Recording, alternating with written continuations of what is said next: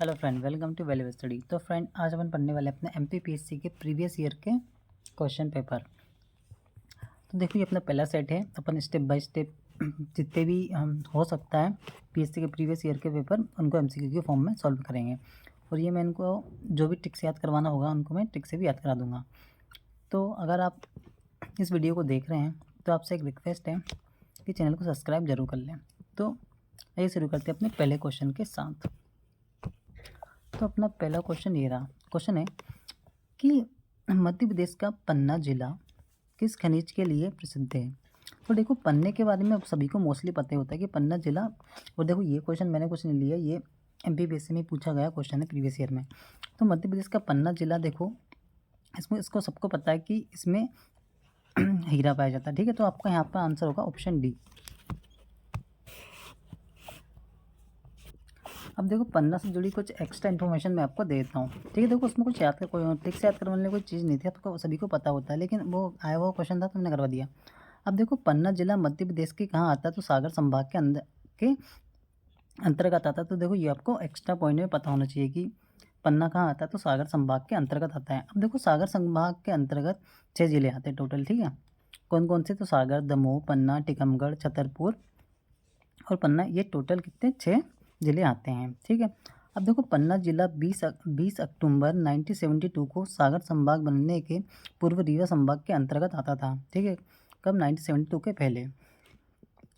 और next one देखो, पन्ना जिले का गठन राज्य पुनर्गठन अधिनियम के तहत 1 अक्टूबर 1956 को किया गया था। ठीक है, तो ये भी आपको ध्यान में रखना चाहिए। यहाँ से दो चीज़ें, एक तो किसके, पन्ना सागर संभाग के अंतर्गत आता है, और जो पन्ना जिले का गठन राज्य पुनर्गठन अधिनियम 1 नवंबर 1956 के तहत किया गया था। ठीक है, ये आपको दो चीज़ तो यहाँ से पन्ना से रिलेटेड याद होनी चाहिए। और क्षेत्रफल आप ना भी याद रखो तो कोई दिक्कत नहीं है, अगर रखना चाहो तो क्षेत्रफल इसका 7135 वर्ग किलोमीटर है। ठीक है, चलो चलते हैं अपने नेक्स्ट क्वेश्चन पर।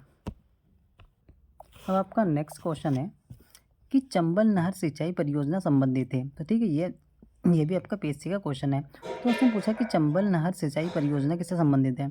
तो देखो, चंबल नहर सिंचाई परियोजना आपकी यमुना बेसिन से संबंधित है। ठीक है, तो यहाँ पर आपका ऑप्शन नंबर सी सही होगा। अब इससे जुड़ी हुई एक्स्ट्रा इन्फॉर्मेशन मैं आपको दे देता हूँ।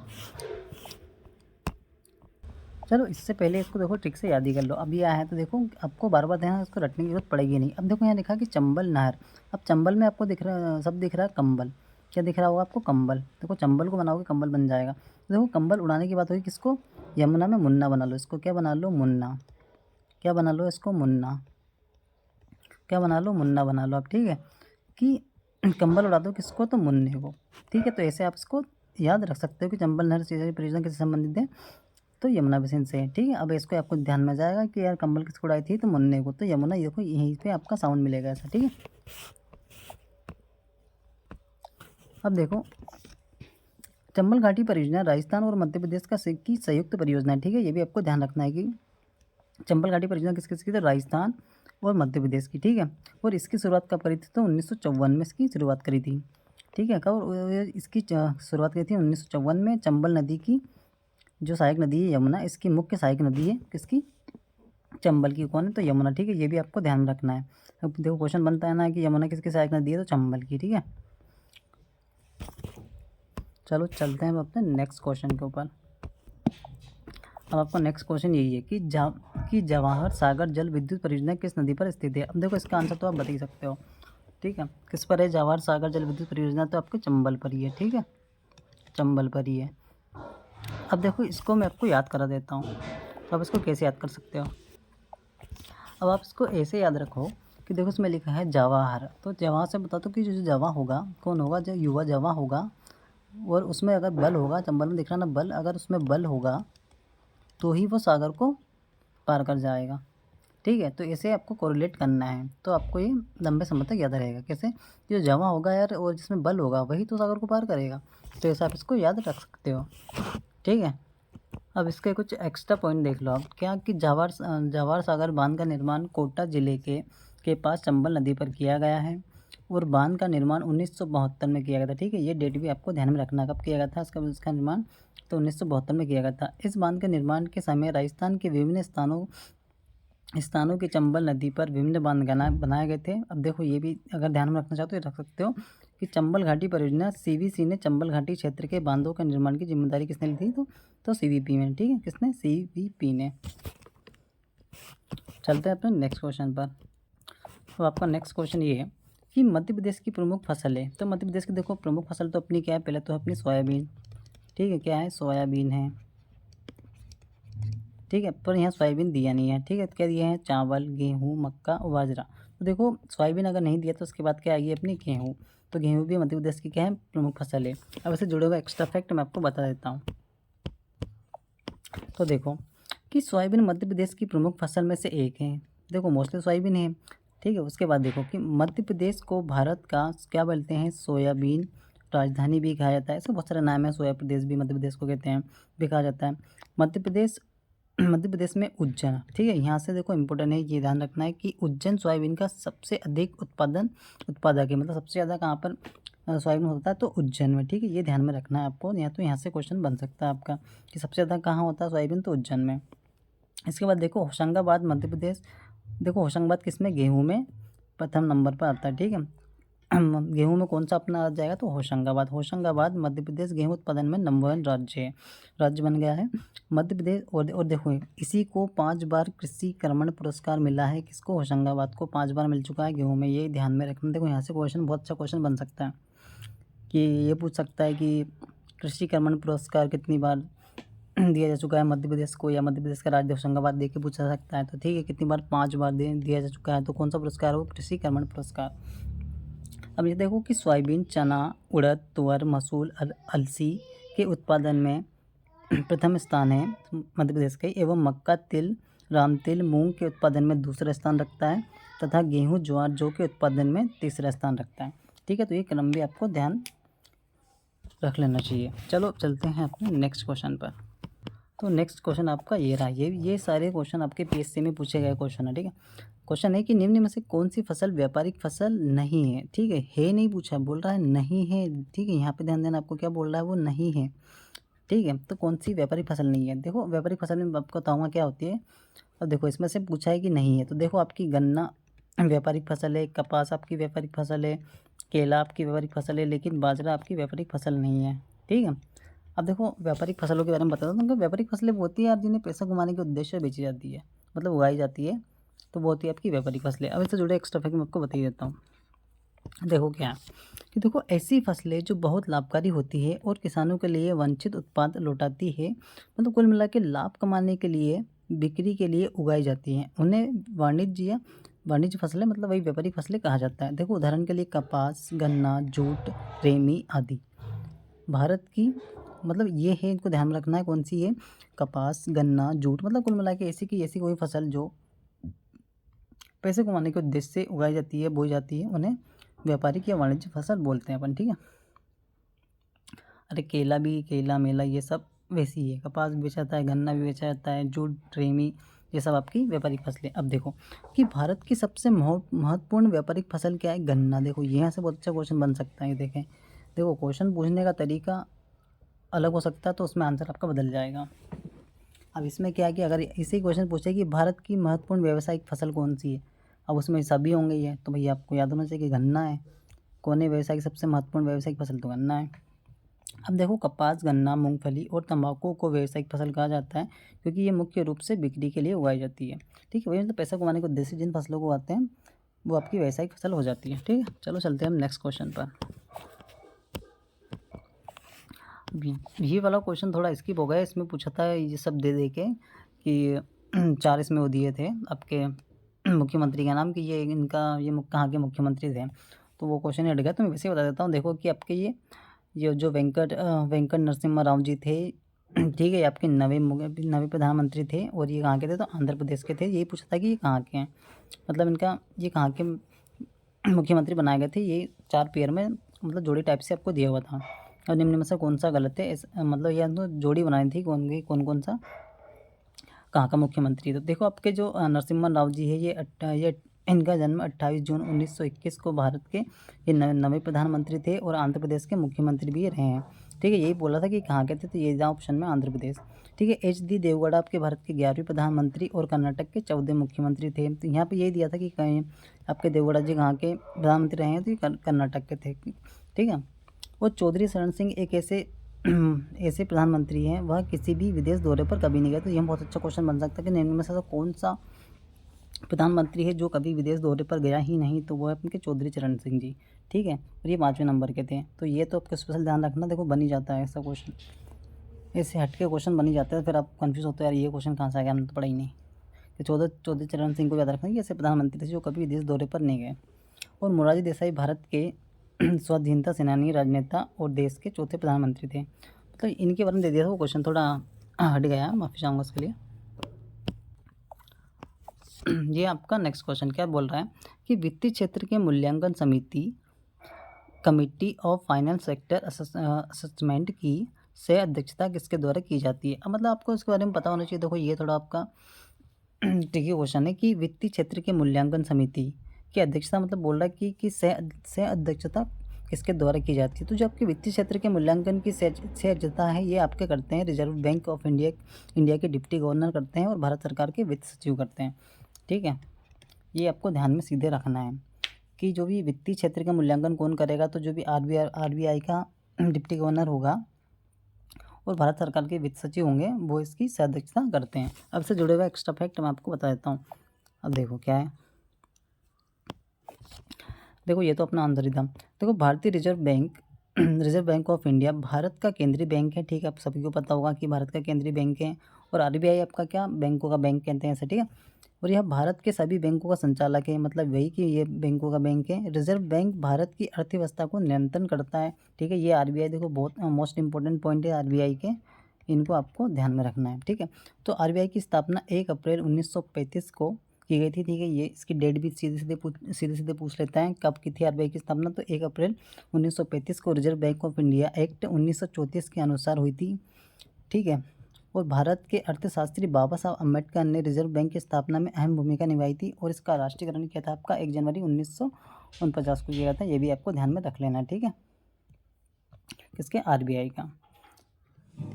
चलो चलते हैं हम नेक्स्ट क्वेश्चन के ऊपर। अब नेक्स्ट क्वेश्चन है कि मध्य प्रदेश शासन द्वारा खेल प्रशिक्षकों को प्रदत्त मतलब वही प्रदान किया जाने वाला निम्न में से कौन सा पुरस्कार सर्वोच्च है। ठीक है, किसमें पूछा है, स्पेशल ध्यान देना इस क्वेश्चन में कि मध्य प्रदेश शासन द्वारा खेल प्रशिक्षकों को प्रदान किया जाने वाला पुरस्कार, सर्वोच्च पुरस्कार पूछा आपसे, तो ठीक है वो तो आपका द्रोणाचार्य पुरस्कार ही है। ठीक है, द्रोणाचार्य पुरस्कार ही है। अब इससे रिलेटेड देखो और भी पुरस्कार मैं आपको बता देता हूँ।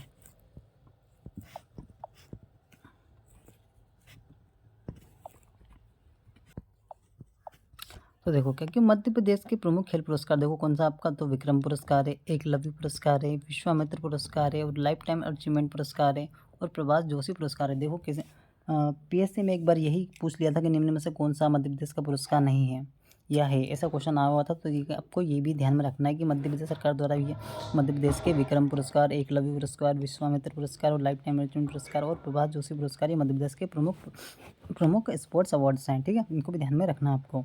अब देखो प्रदेश का सबसे बड़ा पुरस्कार यश भारती पुरस्कार है। देखो एक्स्ट्रा पॉइंट है, ये प्रदेश का बोल रहा हूँ मैं, मध्य प्रदेश का नहीं बोल रहा हूँ, क्योंकि प्रदेश का सबसे बड़ा पुरस्कार कौन सा, तो यश भारती पुरस्कार है। ठीक है, और इसे उत्तर प्रदेश सरकार का भी सर्वोच्च पुरस्कार है। कौन सा, यश भारती पुरस्कार, इसको भी ध्यान में रखना है आपको। अब नेक्स्ट क्वेश्चन आपसे पूछा गया था कि अंतर्राष्ट्रीय ओलंपिक समिति का मुख्यालय कहाँ है। तो अंतर्राष्ट्रीय ओलंपिक समिति का आपका मुख्यालय कहाँ है, तो आपके लुसाने स्विट्जरलैंड में इसका मुख्यालय कहाँ है, तो लुसाने स्विट्जरलैंड में आपका अंतर्राष्ट्रीय ओलंपिक समिति का मुख्यालय है।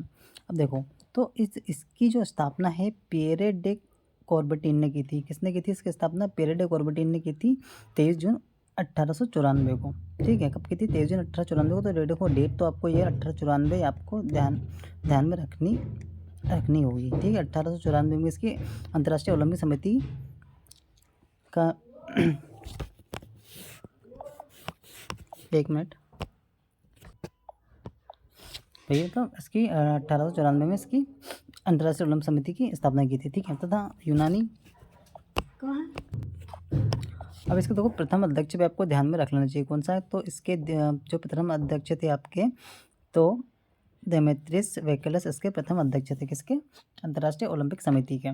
ठीक है, तो इसका मुख्यालय तो आपका हो गया लुसाने स्विट्जरलैंड में, स्थापना हो गई आपकी 1894 में, और इसके जो प्रथम अध्यक्ष थे वो देमेत्रियस वैकलस थे। ठीक है, और इसकी जो शुरुआत, इसकी स्थापना किसने करी थी? पीरियड कॉर्बेटिन ने। अब अगर इसको याद रखना चाहो तो देखो, तो इसको याद रखो कि इसकी स्थापना किसने की थी। तो यहाँ दिखा रखा है ओलंपिक में ओले। ओले देखे ना, बर्फ़ के ओले जो गिरते हैं एकदम गोल गोल गोल गोल। तो ओले क्या बर्फ़ ही होती है। अब वो बर्फ़ के गलने के बाद क्या बन जाती है? पानी बन जाती है। क्या बन जाती है? पानी। ठीक है, क्या बन जाती है? बर्फ़ पानी बन जाती है। तो देखो क्या है कि पानी बन गया। अब पानी बन गया तो क्या? पी लो उसे। पीरियड ही दिख रहा ना, तो पानी बन गया तो पी लो। बर्फ़ पानी बन गया तो पी लो। पीरियड है।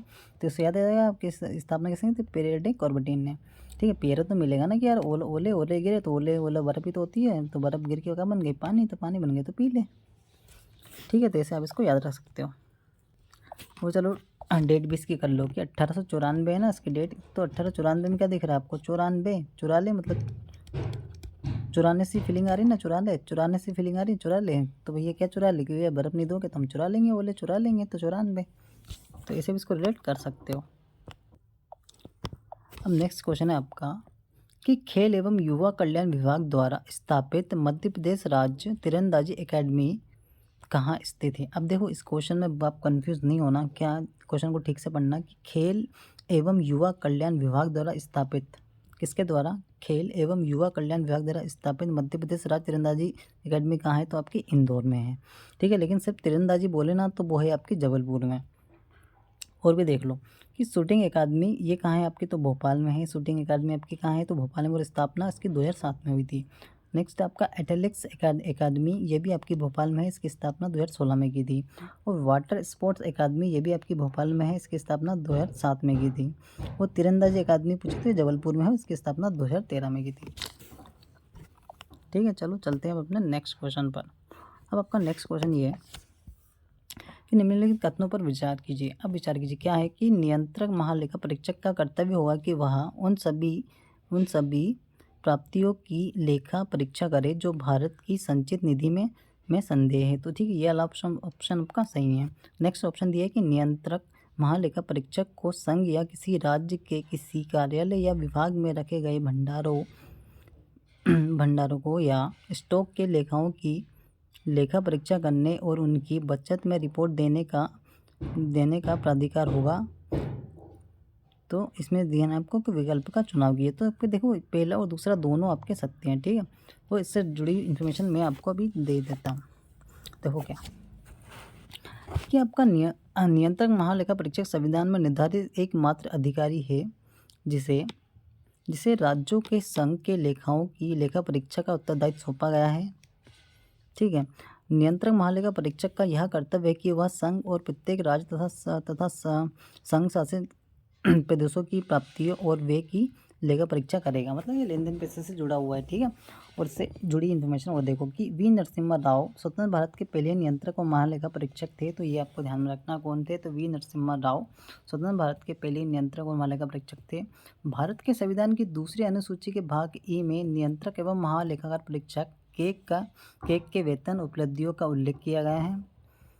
ठीक है, कौन सी दूसरी अनुसूची के भाग ई में, ये आपको ध्यान में रखना है। ठीक है, भाग 2 की अनुसूची और भाग ई में नियंत्रक महालेखा परीक्षक ने केक के वेतन उपलब्धियों का उल्लेख किया गया है। भारत का नियंत्रक और महालेखा परीक्षक केक भारत के संविधान के अनुच्छेद 148 द्वारा स्थापित एक, मतलब इसकी नियुक्ति 148 आर्टिकल से होगी। ये भी आपको इम्पोर्टेंट है, ध्यान में रखना है। अब आपका नेक्स्ट क्वेश्चन क्या है कि नीति आयोग के प्रथम उपाध्यक्ष कौन थे? ठीक है, अध्यक्ष नहीं उपाध्यक्ष पूछा तो कौन थे? आपके अरविंद पनगड़िया जी थे। ठीक है, कौन थे? नीति आयोग के पहले उपाध्यक्ष सभी को पता होता है, अरविंद पनगड़िया। नेक्स्ट क्वेश्चन ये है कि राज्य मानव अधिकार आयोग के अध्यक्ष और सदस्यों की नियुक्ति के नामों की सिफारिश करने वाली समिति कौन शामिल नहीं है? तो देखो मुख्यमंत्री शामिल होते हैं, विधानसभा का अध्यक्ष शामिल होते हैं, गृह मंत्रालय के प्रभारी शामिल होते हैं, लेकिन राज्यपाल इसमें शामिल नहीं होते हैं। किसमें? तो राज्य मानव अधिकार आयोग के अध्यक्ष में राज्यपाल आपका शामिल नहीं होते, मुख्यमंत्री होते हैं, विधानसभा के अध्यक्ष होते हैं, गृह मंत्रालय के प्रभारी भी होते हैं। ठीक है, चलते अब नेक्स्ट क्वेश्चन पर। तो नेक्स्ट क्वेश्चन आपका ये रहा। इसमें क्या है कि राष्ट्रीय हरित न्यायाधिकरण के किसी भी निर्णय से व्यवस्थित कोई व्यक्ति सर्वोच्च न्यायालय में अपील कितने दिन के भीतर कर सकता है? मतलब न्यायालय में अपील कितने दिन के भीतर कर सकता है राष्ट्रीय हरित न्यायाधिकरण के किसी भी निर्णय से? तो वह 90 दिन के अंदर वहाँ पर अपील कर सकता है। कितने दिनों के अंदर? 90 दिनों के अंदर। आपका नेक्स्ट क्वेश्चन है। अब देखो यार, इसमें कोई ट्रिक वाली चीज़ तो है ही नहीं, अब ये फैक्चुअल डाटा है, इसे आपको ध्यान में रखना होगा। नेक्स्ट है कि राज्य खाद्य आयोग की स्थापना किस कानून के अंतर्गत होती है? तो राज्य खाद्य आयोग की स्थापना आपकी राष्ट्रीय खाद्य सुरक्षा अधिनियम 2013 के अंतर्गत होती है। ठीक है, ये आपको सीधा ध्यान रखना है। कौन सा अधिनियम है? तो राष्ट्रीय खाद्य सुरक्षा अधिनियम 2013। अब इससे जुड़ी हुई इन्फॉर्मेशन मैं आपको दे देता हूँ। तो देखो क्या है कि राष्ट्रीय खाद्य सुरक्षा अधिनियम 2013 की धारा 16 की धारा क्या है 16 10 सितंबर को अधिसूचित की गई 2013 में प्रावधान है कि प्रत्येक राज्य सरकार अधिसूचना द्वारा अधिनियम के क्रियान्वयन की निगरानी और समीक्षा के उद्देश्य से एक राज्य खाद्य आयोग का गठन करेगा। आपको 2013 ध्यान में रखना है क्या? ठीक है, 2013 के अधिनियम के तहत इसकी होती है। ठीक है, तो डियर फ्रेंड, आज की क्लास अपनी यहीं तक रहेगी। अब इसका नेक्स्ट पार्ट में इससे आगे क्वेश्चन लेके आऊँगा। अगर कुछ भी आपके सुझाव हो या कुछ भी इसमें आपको कमी लग रही हो तो मुझे कमेंट बॉक्स में ज़रूर बताइएगा। मैं इसको सुधारने की कोशिश ज़रूर करूँगा और अपने नेक्स्ट पार्ट में इससे बेहतर कंटेंट आपको देने की कोशिश ज़रूर करूँगा। Thank you.